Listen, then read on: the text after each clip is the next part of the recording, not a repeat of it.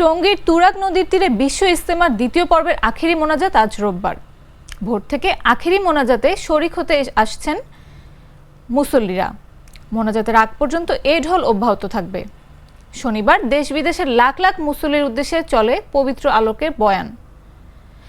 আজ ফজরের পরের বয়ান করেন মাওলানা মুরসালিন। তার বয়ান তর্জমা করেন বাংলাদেশের মাওলানা মুফতি আজিমউদ্দিন। হেদায়েতি বয়ানের পর দুপুর 12টার দিকে আখেরি মোনাজাত অনুষ্ঠিত হবে। মাওলানা সাদ কান্ধলভির বড় ছেলে মাওলানা ইউসুফ বিন সাদ আখেরি মোনাজাত পরিচালনা করবেন বলে জানিয়েছেন ইজতেমার এই পর্বের মিডিয়া সমন্বয়কারী Mohammad Sayem.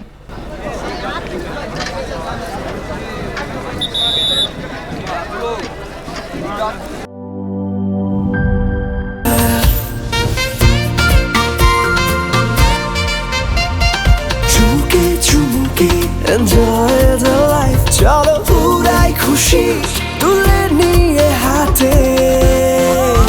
Cheer up, oh oh, cheer up, oh oh, cheer up, oh oh, cheer up. চিল হবে রিফ্রেশিং মুডে।